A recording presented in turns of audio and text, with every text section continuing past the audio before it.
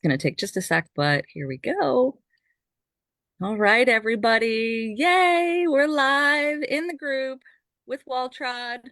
And I'm Andy Kennedy, and I'm your host of this amazing, growing, flourishing gluten-free sourdough group, which just totally always has me so like in such deep gratitude for how many people have come to this group for the same reasons that I'm in this group, that I created this group, is that we're all gluten free. And, that's a priority for whatever reason. For me, that was my health. And the inflammation and the brain fog and the other things, the other symptoms that I was feeling from eating gluten. And this was in 2007 for me. So do the math. That was quite a bit of time ago for me. And I'm not perfect. I'm human. So sometimes I do eat gluten. We call it getting glutenized in my house when I either do it sometimes purposely. And I do it sometimes to test myself, still do I? Yes, I do still have reaction to nasty American wheat flour, which we can talk about. Because I don't have that experience in Europe, which is, just I think everybody knows that. Everybody feels that way with me as well. But I am so excited. I'm going to just shift from the reason that I'm gluten free to the reason that you're gluten free. Waltraud Unger, thank you for being here today, tuning in from uh not New York, New Jersey, right? The New Jersey area. Yeah. I always want to say New York City, but you're right across the river, I think. And I'm at Waltraud, who are amazing, which many of you in this group are in, and some of you are new to or haven't heard of, but are an absolutely amazing Juice Plus community. And that community for me has really supported my health. It's really helped me shift from a Hashimoto's diagnosis to living pain-free and brain fog free and clean living too, and has carried me into this new chapter that we're in here in Tennessee. So I'm forever grateful for that as well. And that's how we met, is through that whole food focused community and health. And I love that we are in alignment in so many other ways as a mindset coach for a very long time, and having classes in that mindset arena. When you and I started talking, and all the little synchronicities of, really taking this, helping this planet take where we're at now to our next phase of really heart-centered living and consciousness and awareness and global citizenship and humanity, which I do believe is where we're all headed. We just have Hmm. steps before we get there, right? That's the language I still choose to speak and have for many years, 25 years, 30 years. But back then I was crazy, and now finally, people are starting to wake up. More and more people are waking up to that reality of who we are as a spiritual beings having a human experience. So yeah, without further ado, Waltraud, I would love to have you speak to a little bit of your background and your story. Thank you so much, first of Welcome. all, to have me here, to be a member of your group. And absolutely everything that you said just resonated so much with me. I think when we met, I felt this instant bond, but couldn't put my finger on it until we actually dove deeper and got to know each other on a much, much broader level. As probably most of our listeners will hear on my accent, I was not born here. I was born and raised in Germany, outside of a medium-sized city, so you could say in the country. And I think my parents were way ahead of their time. We didn't have a name for farm to table or whatever. But I grew up very close to the land in the sense that even though both of my parents worked full time, we had this incredible vegetable garden. And if we bought produce in the supermarket 5 times a year, that was it, maybe. I just remember so vividly, if I wanted a cucumber in the winter, mom would say, it's not seasonal. And, we knew where all our food came from. And part of our food was sourdough bread. That's what you got in the bakery. The baker would make it every morning fresh. If you didn't get there by 4 o'clock, you were out. You didn't get any. And I always watched my grandma. And that sounds so cliche, but it's so true to my upbringing because my mom was out of the house. My dad was out of the house. So I spent a lot of time with my grandma, who lived in the same house, but in a separate apartment. And she loved to bake and all the different things that she made. I mean, I'm still thinking of her apple strudel with the custard over it and the true noodle dough, not the phyllo dough that we use here. That to me is comfort food. So the first thing that I made was actually German pancakes, which are very similar to French crepe. So I never really thought about it, but this whole line of baking just carried itself through my childhood or my young adulthood and whatever, until I came here to the US. And then I realized life is different here.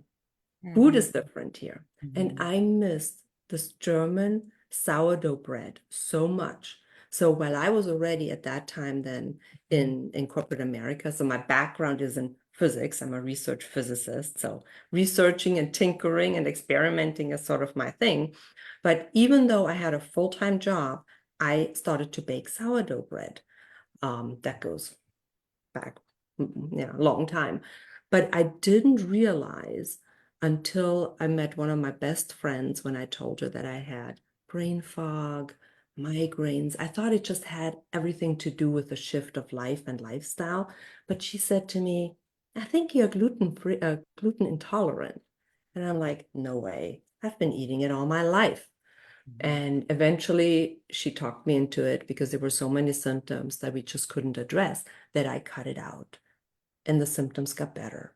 And then I tested, and within 24 hours, the symptoms came back. But it took me a while to finally embrace that because here I am. I love baking, I love baked goods, I love healthy eating. And because what I buy wouldn't be healthy, I made it. I also, after I left the industry, went back to study nutrition and coaching. So that was always front and center and the way my body reacted. And it wasn't until I said, okay, there is something to it. I need to cut it out, that things shifted. And that was back in 2010. So it's been a while. Um, when I had to cut out gluten, I did very rarely eat bread because, honest to God, I hated the gluten-free bread that was on the market. And in 2010, Terrible. you didn't have that selection No, that you no, have so now. terrible. Just like a So, brick, I yeah, remember. yeah. So I really missed it. In the first couple years, I just didn't have any bread. And then, my brain started to go, it's like, there must be a way, there must Yeah, be a way. yeah, And eventually I cracked the nut how to make gluten-free sourdough bread before everybody else started making gluten-free sourdough bread. I think you and I, we go back on this journey for a while. Um, yeah. And we're similar in that sense that we are like, if someone hasn't done this, I'm just gonna figure it out, right? exactly. So I don't know what that similarity is in our charts, but we definitely both have that pioneering spirit. That's the word Yeah. that I used when we first got on this morning, is that you're really, and I can't wait to talk about how what you're pioneering for us, because that, is it's rare when you find someone that really has that same spirit that you do. Um, Yeah. and we have some people watching. They're commenting in that below, and so thank you for watching, guys. I just wanted to call you out, Hannah and Cece. I see your comments, so thank you, and fellow pioneers too. Okay. In Wonderful. this, yeah. Wonderful. So Yeah. yeah, I love that, and when there isn't this broad opportunity out there. I mean, there is now, but yeah, I mean, I Mhm. I did the research on this recipe. I think it was 2017 or 2018. And my recipe is just so basic. As I've told people, it's yesterday I said it's at kindergarten level compared to yours, because that was all I had the bandwidth for at the time. And I just was like, at least I'm making the sourdough, for myself. But you and I also have this strong track of really wanting to help other people and education. Yes. And getting that boost in our energy from education, right? And seeing other people have success, passing on. I mean, I can't tell you how many people I've shared my comfrey salve with, Mhm. no income there. I just want people to be able to make medicine on their own, Yeah. and heal Yeah. on their own too. And so yeah, this get back to your background and what But you it's our birthright. We should be able to mm, help each other Great and word. learn the skills that we need to succeed. So actually, did I get to sourdough? There are two reasons. One was I missed it. I really wanted the German bread that I grew up with. And I ended up in the kitchen tinkering. And I did what so many people do when they come into that space. They look at what's done with sourdough and then they make it gluten-free and it doesn't work. So if anybody is interested in the story of Hugo, Alfred, and Walter and how I killed them, that's on my website. It was the early journey of really trying to adapt. And then I was like, wait a second. Everything that we've baked up until now has been centered around gluten. And now we are baking without gluten. And all the structures and all the processes worked with gluten because it has those beautiful strands that form and all that stuff, but we don't have it. So Yeah. that got me literally back to the drawing board. And I have like a little notebook that is, typical scientist, you got to have a lab book. I wrote down all the tinkering that I did because I wanted to have exactly what I grew up with and I wouldn't stop. So I looked at the flour and how they behaved in baked goods and step by step process, changes by changes came to where it is. And once I had the understanding of how does gluten-free flour behave in sourdough, that then allowed me to unravel all the recipes that I had from my family, from my grandmother, from my aunt, and start making them gluten-free. And that This really is was the beginning. Yeah, this leads to the words when you said it, I went, wow, like all of my cells opened up. You said the alchemy of flour.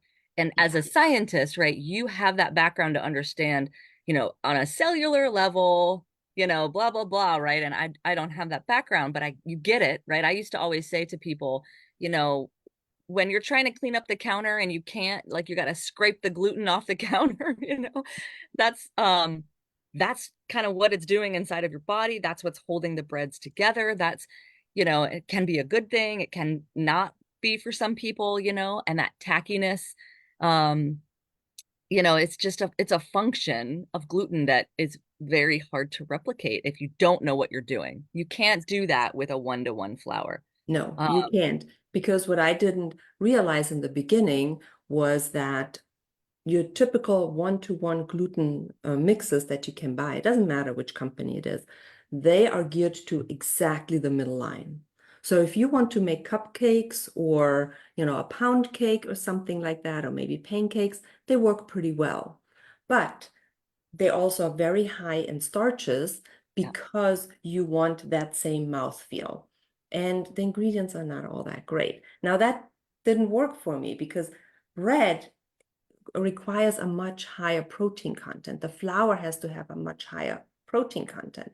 But if you then take a heavier weight flour, it makes your bread dense. So you need to know which flour give you more lightness to it without adding too much starches. Hmm. So, because I believe if I go through all this, it needs to be not just good, it needs to be good for you. So there has to be Hmm. nutrition in it as well and a healthy flour. I Yeah. mean, yeah, a lot of us have gut issues and I want to have my cake and eat it too, literally. I want it to do something good for my Oh, body. I love So that. Yeah. that's how Alchemy of Flour came about. And we'll Yeah. talk through what we are going to do over the next month, a little bit more about the alchemy of flour and how Yeah. flour behaves. Yeah. That's a common question we get. That's kind of, our next question, in a way. I think I might be jumping ahead looking at our sheet here, but um, usually I circle around the questions anyway when we're doing an interview, but the challenges that most people struggle with are, but I can bake just fine with the one-to-one flour, right? But when you're right, when you look at the ingredients, there's preservatives in there, there's a multitude of different starches, that none of none of those additives are going to make a starter. I know a lot of people have tried to make a starter with one-to-one and said, it's kind of working. And if all the variables, all the stars align for you, then wow, more power to you that you've made that work. I have never been able to make that work, and I know why. not being a scientist, just knowing that there's too many things in there Yeah, for the fermentation process. Preservatives for one, right? right. Fermentation is not going to happen with preservatives in the mix. So, um, yeah, that for me, knowing that there's specific ratios, and potato starch doesn't perform the same as tapioca starch, doesn't perform the same as psyllium husk, or you know whatever else. There's coconut flours, they've made flour out of everything at this point. Right, Right. right. they Yes, have definitely. they've literally, like, except for the kitchen sink, they've made flour out of everything, whether it's nuts, whether it's I mean, I have an awesome gluten-free waffles recipe with just almond flour, all ground almonds and Hmm. eggs, and that's it, Hmm. really almost it. But for the people who can't eat eggs, we have, I literally say, like, the commodity in this holler that we're in now in Tennessee is eggs. Like, you can trade in anything in eggs because everyone's got an abundance of eggs. So it's tough for those people who can't eat eggs. I mean, maybe that's store-bought eggs, and you should try buying eggs from your local farmer who buys non-GMO food and raises their chickens in trees, right? But Yeah, I digress. So, yeah, the challenges. Let's talk a little bit about that, unless there's something you want to circle back to, because I am looking at this whole gut health and, what you said, the beautiful sacred unfolding. We can maybe come back to when we talk about yeah, what you're bringing to the table for us. yeah. And I want to talk a little bit more about community later on as Yeah. well. Yeah. Yeah, but one of the things that I saw in my health coaching business, I mean, I've been a health coach since 2010. Most of the people, if it's not cardiovascular health, it's digestive health. Absolutely. And due to some health issues in my family and extended family, I really zeroed in on digestive health. And what I'm finding is if somebody is gluten free or is following a gluten free lifestyle, they're very often dairy free as well, or they react to dairy because the proteins are so similar. Or what I'm finding with the people that I bake with, a group of people does really well with psyllium husk. Almost the equal amount of people don't do very well with it, but they can tolerate xanthan gum. What is xanthan gum? Where does psyllium husk come from? We often don't even know what it is and how it interacts with our gut, or how they are exchangeable, or even how to make a recipe without it. There are Yeah. so many different ways, and like all of my breads don't have eggs, because what is bread? Water, flour, salt. Right. That's it. So I try to keep it to exactly that. So you have a vegan bread that you can, enjoy. And so often people say to me, oh, I can't have fill in the blank. Yeah. Then it's like, what do you do? So I help people walk through, well, if you can have millet, try this one. That's a similar weight. This is a similar performance. And Mhm. then you can make changes. And I think what's so intimidating about baking is actually two things. Sourdough baking, we know, has been around for at least 5,500 years. So the earliest species of sourdough bread, or not species, but remnants of it, they go way back. So at least 5,500 years. When we look at baking in general, we started using baking powder and baking soda in 1849. And then in 1991, around that time, that's when we got yeast. So if you look at baking powder, baking soda, yeast, so the last, whatever, Just 100. 150 years, Yeah. whatever, worked very, very fast. Yeah. Like everything in our Like life. I was just gonna say, Good like, yeah, fast, like right? technology and right. We think, If oh, you, we get this advancement and now this is the way. right. We don't So protect that when ancient yes, method. yes. Right? So if you look at the hybridization of grain and how they have, with each iteration, become harder to digest, and then you take away the fermentation, which breaks down the proteins in the flour, you are left with something that is just hardly digestible. It's not good for you. And I describe it like sandpaper. Take, just even a very smooth sandpaper and you rub that against the inside of your hand or any surface, if you will. That is what gluten does. The hard to digest gluten in the new grains, new hybridized grains, just kind of rubs against it. And for some people, that can go on for years, but eventually you create inflammation, you create leaky gut, and then it's like, oh, I need to change something. Um, Great but with visual. Thank you for that. but if you take the fermentation process, which is actually a microcosm of microbes, they Mm. start pre-digesting, breaking down that protein, and it gives you this whole universe of beneficial bacteria. Because if you create a starter the right way, it creates an environment where no bad bacteria can live, which to me is so fascinating. So I'm geeking out here. But you're baking with that. You're pre-digesting the food that you will take in. So it's easier for you, for your gut. But here's the kicker. I think we've always learned that microbes die off at a certain temperature. That's why we cook our food, right? Mhm. There has been a study in the UK recently that has shown that even though the microbes, when you bake bread, dies off, there is still something left from those microbes that help shift the microbiology in your gut. And that to me is fascinating. This And fast. that's what we have done up until we discovered baking soda, baking powder, and yeast. Yeah. And Yeah. it's truly an ancient art. It's It to is. me, That's it's I'm sacred. coming It's back to sacred. that word, right? It's sacred ancient knowledge, Yeah. right? That deep knowledge that's in ourselves that, when you come up against something that's incongruent with that, you go, I know this isn't right. I don't know why, but it doesn't feel right. Or it doesn't, whether that of course happens physiologically, right? Or emotionally or theologically for you, spiritually for you. Um, we have these ancient techniques. And what I love the concepts too of like grinding things yourself in the mortar and pestle and having something sacred like that you can put energy into and put intention into. Um, I'm someone that tries to put intention into almost everything I do, and life gets in the way. I'm human, as I said, so I forget. And I love that you're bringing this concept of slowing down, connecting with your breath, connecting with the earth.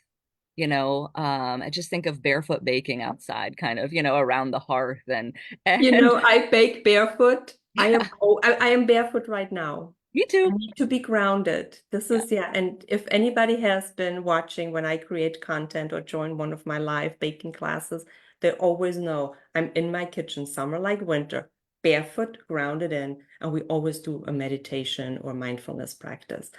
If I don't think I've ever shared this with you. I was a total closet baker because as a research physicist working amongst men, the last thing you wanted to do was admit that you have some female qualities and that you're, whatever. Then when I became a health coach, baking was not cool because, hey, bread is the devil, right? Right.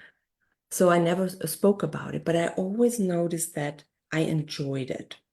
And especially when things got tough and, whatever I needed to do and I couldn't focus, I would go in the kitchen and bake and it would calm me down.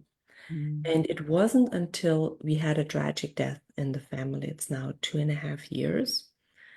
And everybody was out of the house the day after taking care of arrangements and whatnot. And I remember I was standing at the kitchen table and was looking out the window, couldn't process the emotions. And it was the full gamut that I felt. And there was shame around it for feeling all those feelings and sadness and all of that, right?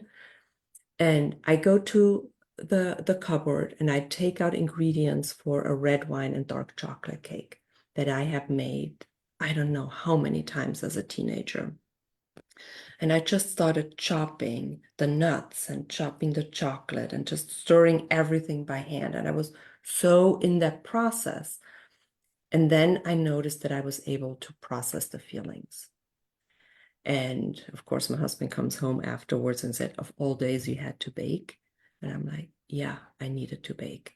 And it wasn't the cake, it was the process. And then I said to myself the following day, what just happened? And that's when a light bulb went on. That every time I was in a stressful situation and you get that steer in the headlight feeling, I will go and bake. And it's not so much because I enjoy eating it, it was the process.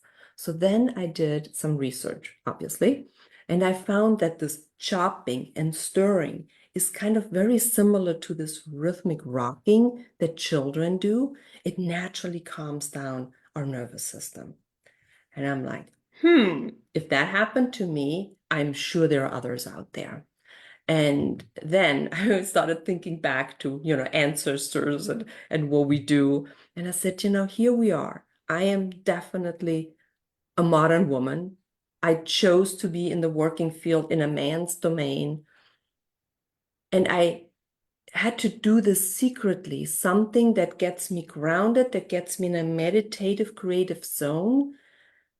I'm sure there are others that feel the same and they're quiet and they feel maybe, like I did, ashamed that I had that side. Why not give ourselves the permission to be who we are? And when I started talking about it, people were raising their hands. Yes, I want to do this.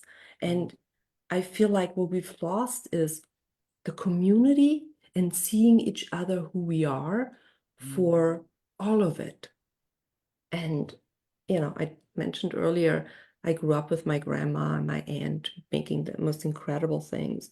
What I didn't know was that was all on my dad's side. Obviously, I knew that, but I didn't know from my mom's side. My mom's mother, my grandmother, I remember when we would visit, she always had those big loaves of bread that she had hidden. And when we came, she would cut it, and that was the meal. I learned a year and a half ago that both my grandmother, my great grandmother, and the mothers before them always baked sourdough.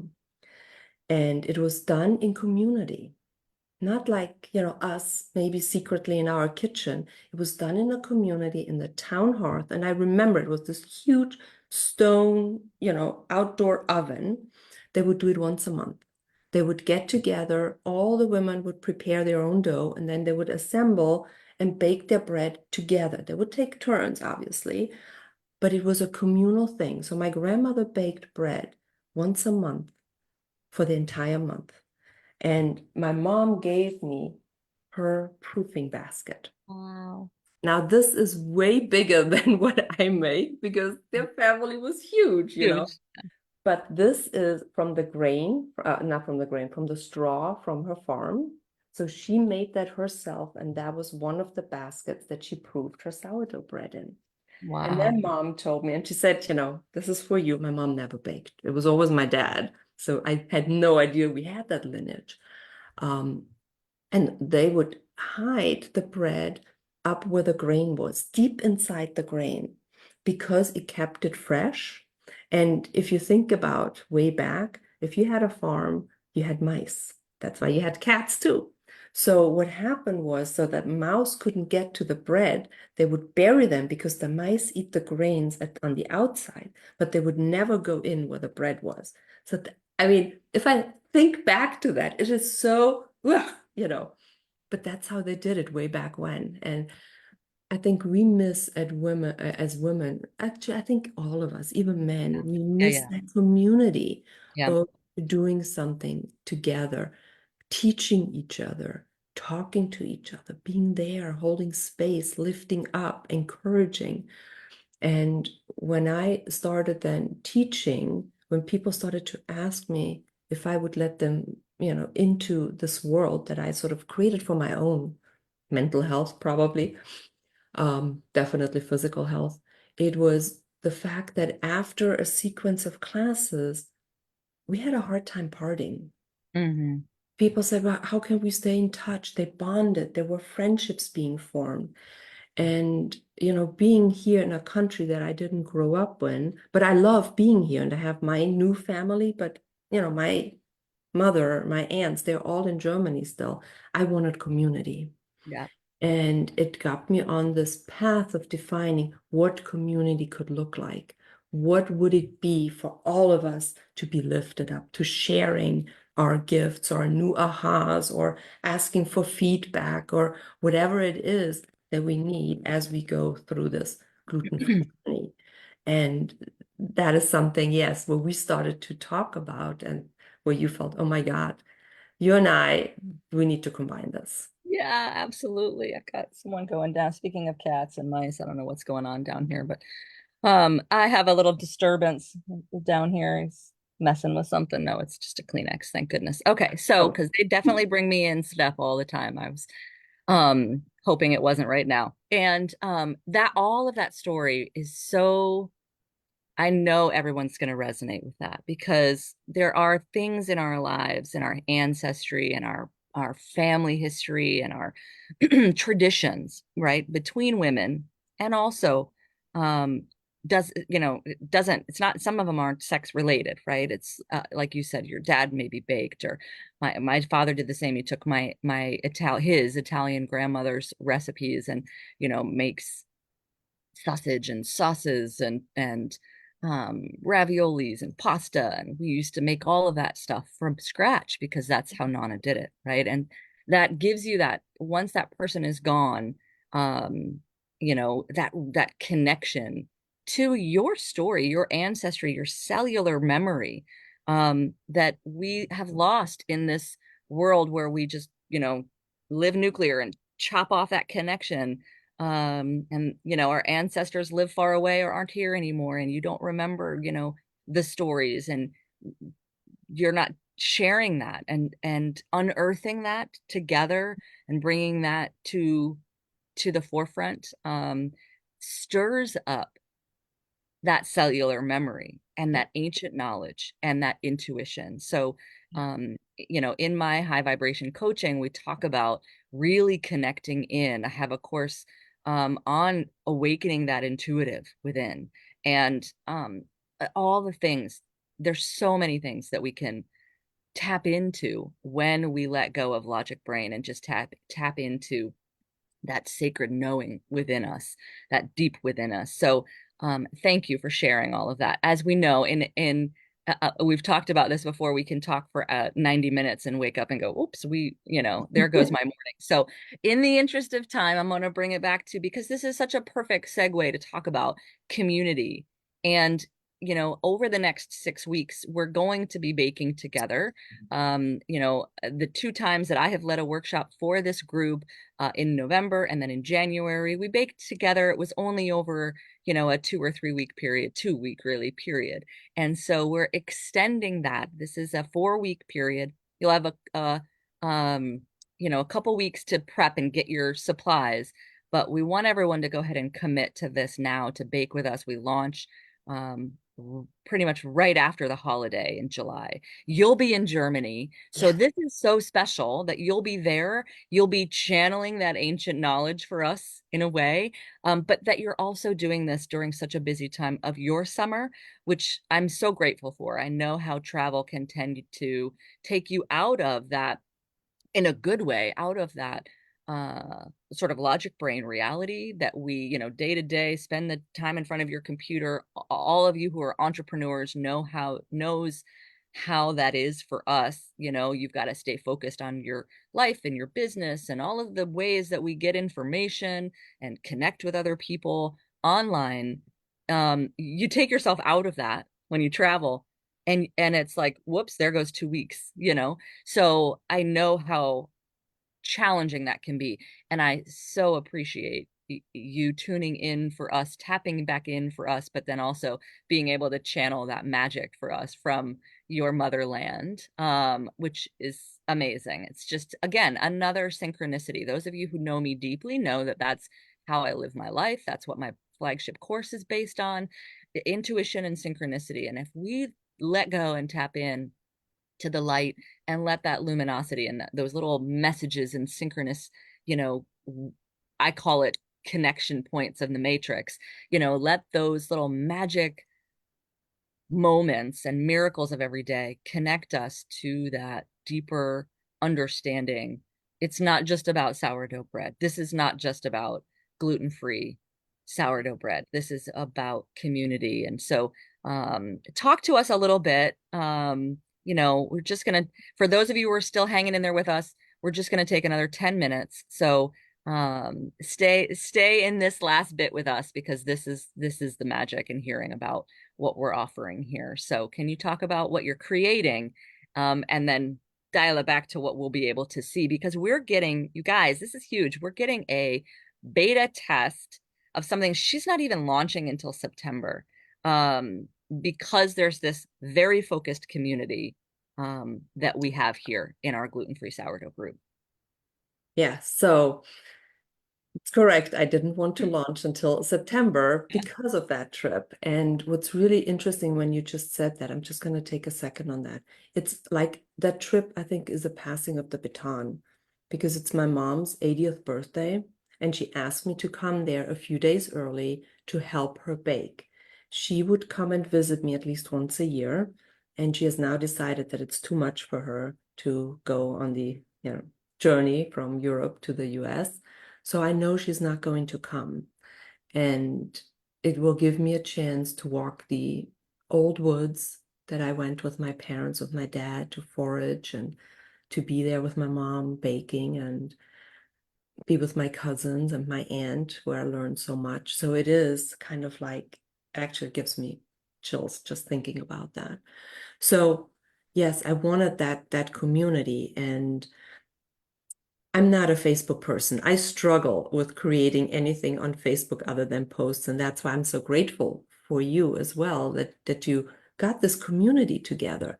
Because for me, I wanted a community away from the noise. I'm an introvert. I'm the happiest when it's quiet. So I started building this platform of the Gluten Free Sourdough Lab on a separate place that's totally safe and just for the members that are in it. And what we are And not going, distractions, right? Like you get no into Facebook distractions. and you're like, wait, why did I come here? Right? Because of the ads and the Mhm. all the other things that go on for us emotionally when we see what other people are doing, right? Yeah. So Yeah. all of those It's like a distractions are gone. capsule. That's It's a right. capsule you can choose to enter whenever. And my long-term vision is to create this vibrant community of people that have chosen, for whatever reason, to be gluten-free and want to do it in a healthful way. And my favorite vehicle is sourdough baking, all the breads, all the cakes and cookies and pizza and whatever. So everything starts with a starter. And I had this moment when I was invited to teach a girl's for her 12th birthday to make sourdough bread. And the mom said she has a starter. Would you come to our house and privately teach my daughter how you make your bread? And we did that with her starter, and it was all right. Then, about 2 or 3 months later, she came to one of my in-person group sessions. And as part of that, you get a starter. So she then took my starter. At that time, it was Agnes. They all have special names. So she took Agnes home, which is a brown rice flour starter, and she started baking with Agnes. And she said, it's the same recipe, but the bread is so much better. And it was because of how she created the starter. And when you know which flour to take, to bake, when you know how to create a really robust, solid starter, there's a lot of science in creating a safe starter. I mean, not everything you ferment is safe for consumption, honestly, or tastes good. So when you have those building blocks, you can truly create magic. So we're starting off with which is normal, my 4-week course, where we create together a sourdough starter. And usually I teach a brown rice starter. If somebody can't do rice for whatever reason, we can make modifications, but the step is exactly the same. And there are 3 phases that a starter goes through that actually nobody talks about. As I mentioned before, people come from the wheat process and try to make it gluten-free. Doesn't work. So you're going through, the fermentation is the same, but what happens is slightly different. Mm. So there comes a point in those 3 phases where people often say to me, oh, my starter is dead. I killed my starter. And I'm like, no, you didn't. He's in Yeah. phase 2. And that's what happens in phase 2. Or I see so many online posts where people say, oh, you can bake when it doubles, within the first 3 days. Well, that's all the bacteria, the good and the bad and the ugly. You don't want to bake with the bad and the ugly. So you need to go through the process to eliminate. And in that course, we do a testing when you know that your starter is right. What are the signs that it's actually safe for consumption?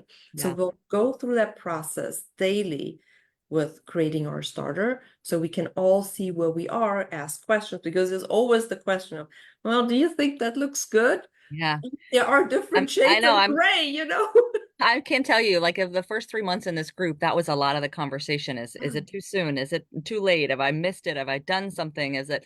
And I couldn't help because I had undervalued the starter. I was the one that was doing that. I was like, oh yeah, it's risen. It smells sour. I'm gonna bake with it. It tastes Oh, amazing, right? yeah, But it wouldn't perform the same for yeah, everybody, you know? And like you said, it not, didn't always make me feel good. yeah, So yeah, so yeah, I'm so glad that you brought that up because I wanted to say, I've been guilty of that. We all rush the process, yeah. and We it's rush, period. we And rush, period. sourdough is such an amazing teacher because the way you show up to your sourdough, it will mirror back to you what you do, and it is a reflection of your life.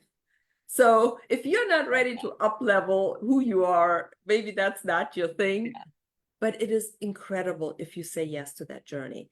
yeah, So we'll create that really robust starter. We give ourselves plenty of time to have a safe and delicious and strong starter.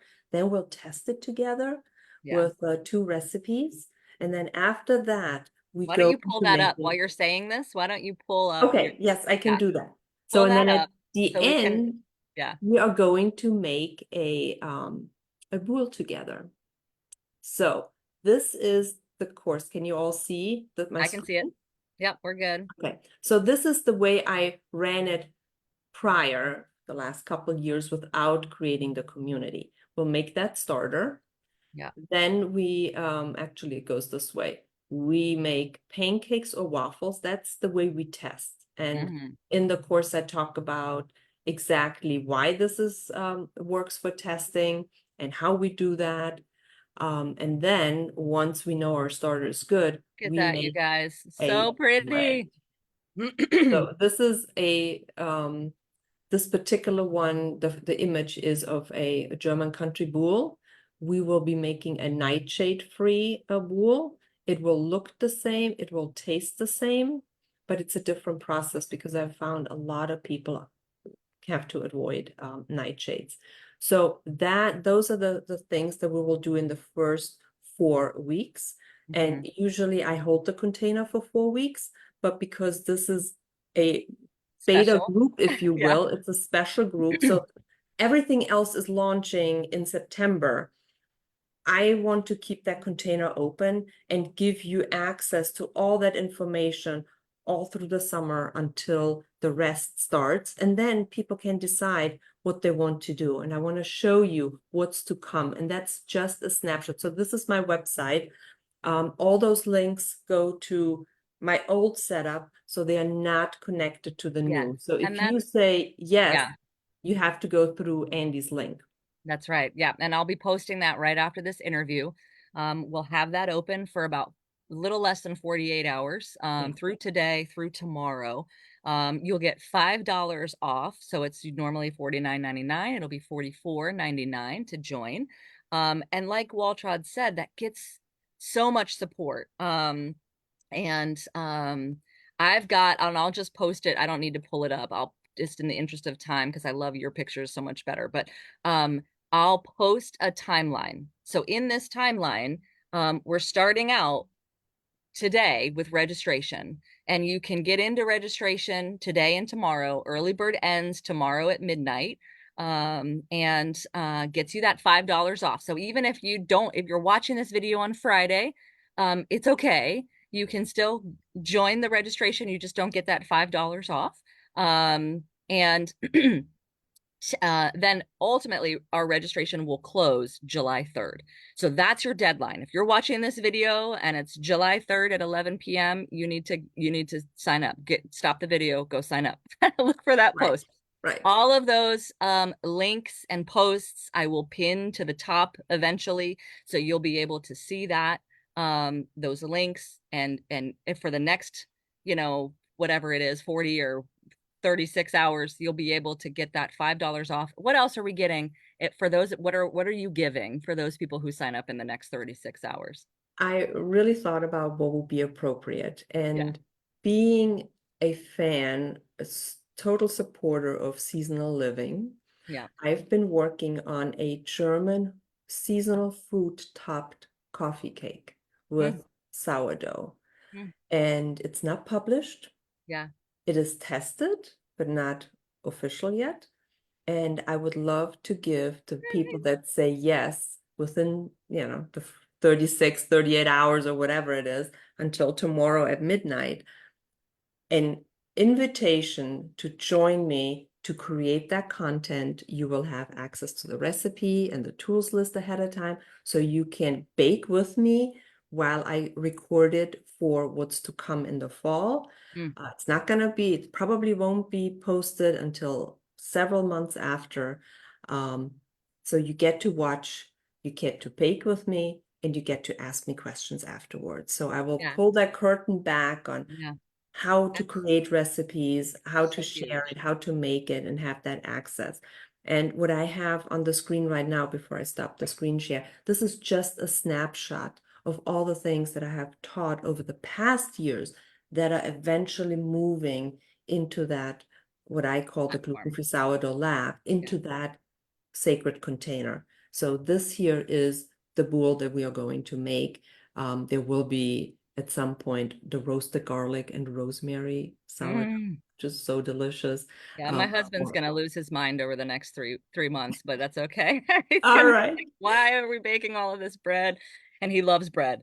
And he buys.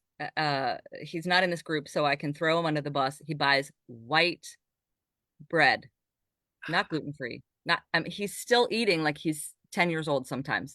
So, if he has other options, like for me, I'm gonna sneak in real sandwich bread for him that he's gonna love, right? Like Mhm. this is a way we help our family, you Yeah, know? Yeah. it's Who else can interesting. say that? Like, raise your hand, comment below if you've got someone in your family that's, no matter how many times you tell them, you know, soda is like battery acid, like you really shouldn't put that in your stomach. And yet he's good every time he goes to the store, like he can't go to the grocery store. I have to do the grocery shopping because he brings back a Pepsi. And I'm like, dude, Yeah. Luckily, my why? husband is not that way because he now is at a point where he knows the difference and he will not eat store-bought bread. But my Great. daughter is the same way. Yeah, He brings home soda and all those snacks, and I'm like, girl, do you know what you're doing? right. They got to learn on their own a little They bit too. need to learn on their own. Yeah. That's what it's Yeah. the hardest thing to learn as a mother. I am So, gonna steal the screen share and just pull up this dates because these are okay. important. I do want to show this. Yes, go ahead. That this is huge, you guys. Hopefully you can see this, Waltraud. I'm gonna make it bigger. Oops, what just happened? Ooh, is that comfrey? It was. Okay, I'm going the wrong way. Hold on. Oh, that's too funny. I know it's in here. Um, I have the dates up. There we go.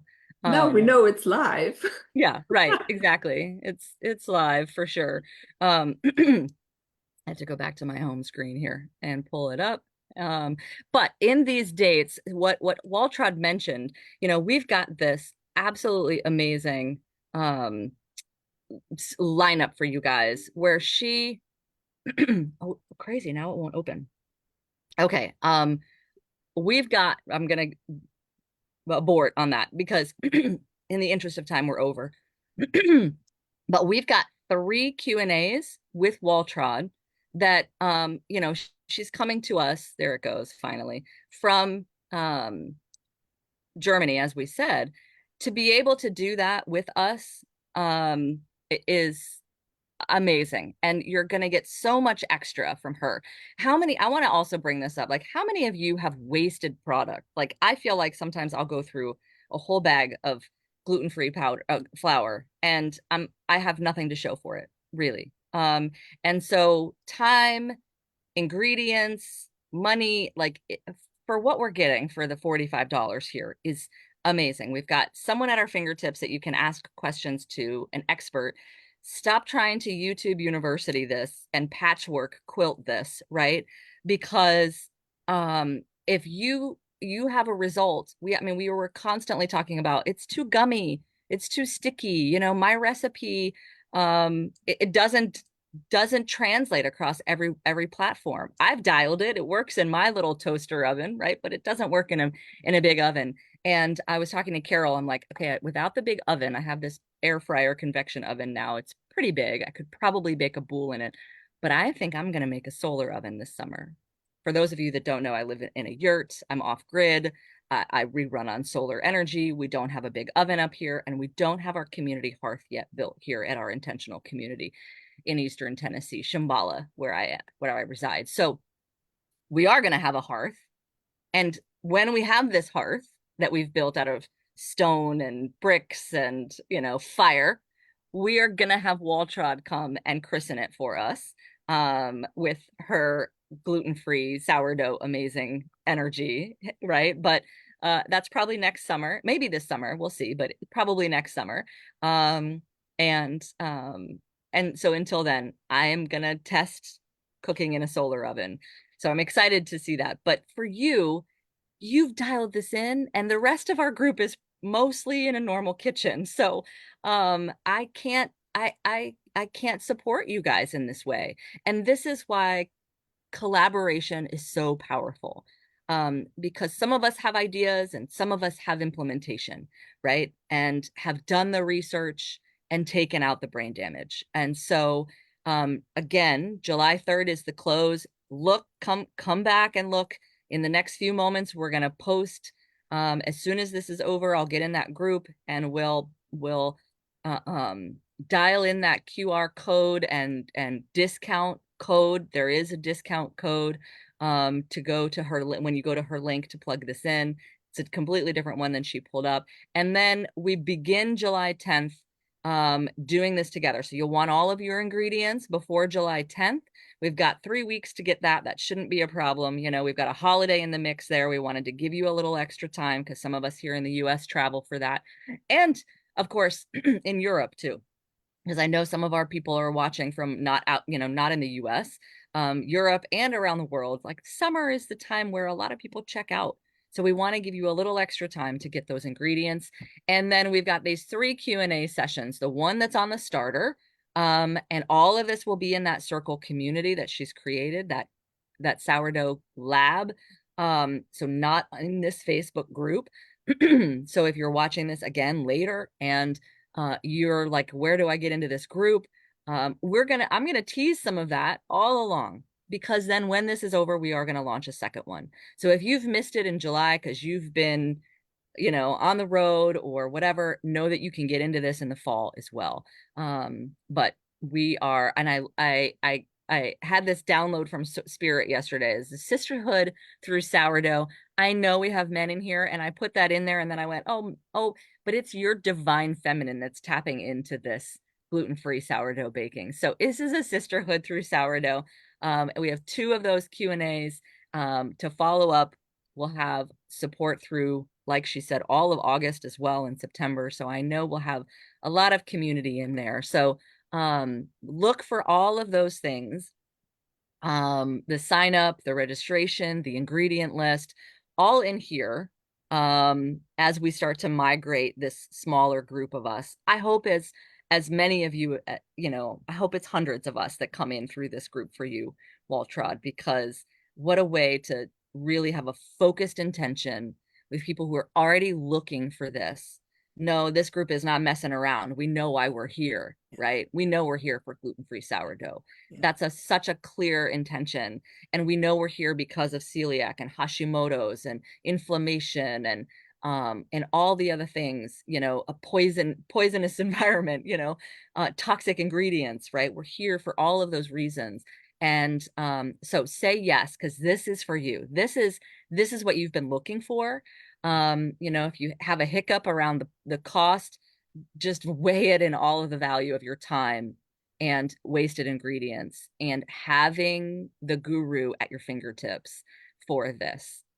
there's no better time to join us. When the pupil is ready, I say the teacher appears. So, any final thoughts for the group, Waltraud? Thanks for sticking around longer. I know this, we said maybe a half an hour to 45 minutes, but it's never If we enough time start with, talking, yeah, there's so much to yeah. tell. And your stories were so powerful. If we had skipped over those, we wouldn't have that background and that connection to why this is important, Yeah. to coming Thank back to our you. center. Yeah. Not, it's not just about gluten-free sourdough, even though it is. No. That's the ends to the means. But Exactly.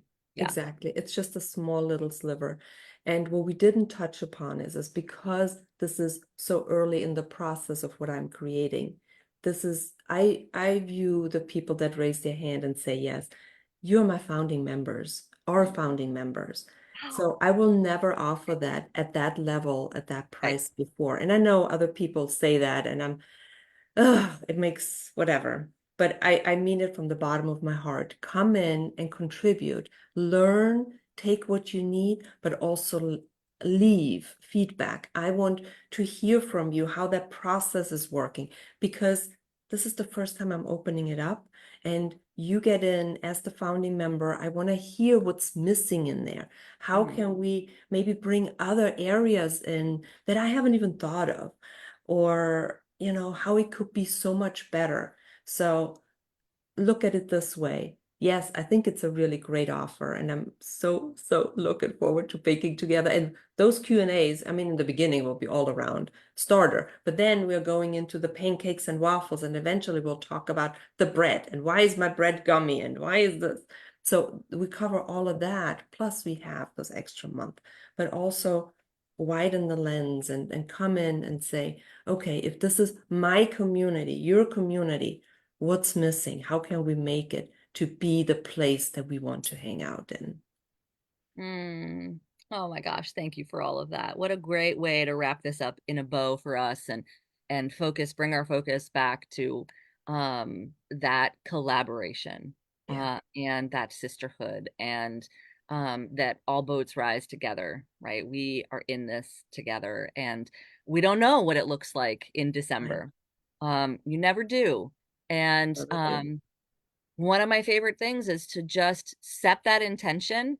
And yeah, looks like Lori's going to use our Zoom, so we need to pop off here.